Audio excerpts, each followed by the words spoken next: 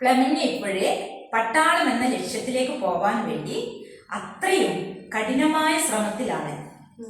Karate, NCC തുടങ്ങിയ എല്ലാ sports മേഖലയിലും സജീവമായി പ്രവർത്തിക്കുന്നുണ്ട്.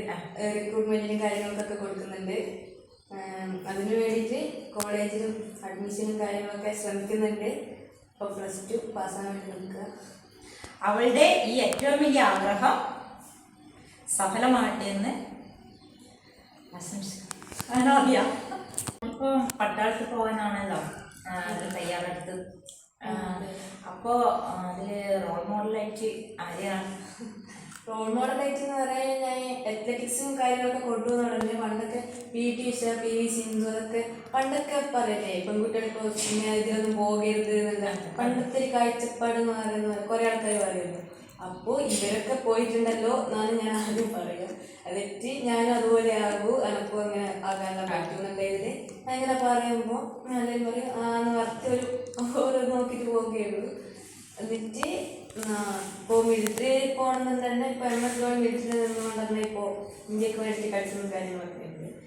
അപ്പോൾ അങ്ങനെയൊക്കെ തന്നെ മിലിറ്ററിയിൽ പോകാൻ വേണ്ടിയിട്ട് ഇപ്പോൾ ഓരോ റോൾ മോഡലാക്കുക. അവരെക്കാളും നല്ല ബെസ്റ്റ് ടൈമിങ് കാര്യങ്ങളൊക്കെ വേണ്ടിയിട്ട് അവർക്ക് ഒരുപടി മുന്നിൽ നിൽക്കാൻ വേണ്ടി നമ്മളിപ്പോൾ നമ്മുടെ ഡെവലപ്മെൻറ്റും നോക്കല്ലോ. ഒരാളിപ്പോൾ ഇങ്ങനെ ആക്കുമ്പോൾ തന്നെ 6ാം ക്ലാസ്സിൽ നിന്ന് ഞാൻ തന്നെയായിരുന്നു ടൈമിങ്ങിൽ ബെസ്റ്റ്. പക്ഷെങ്കിൽ അവളുടെ സാമ്പത്തിക പ്രോബ്ലം കാര്യങ്ങളെല്ലാം തോന്നി അങ്ങനെ അവളെ എടുത്തു.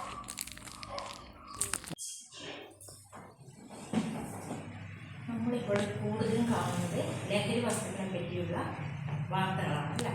അപ്പം ഫ്ലെമിനയുടെ അഭിപ്രായം എന്താണ് ലഹരി വസ്തുക്കളെ പറ്റിയുള്ള? ലഹരി വസ്തുക്കൾ എന്ന് പറഞ്ഞിട്ടുണ്ടെങ്കിൽ അത് നമ്മുടെ ശരീരത്തിന് ഏറ്റവും കൂടുതൽ ഹാനികരവും കാര്യങ്ങളും അത് ദോഷം നമുക്ക് തരുന്നുള്ളൂ. +.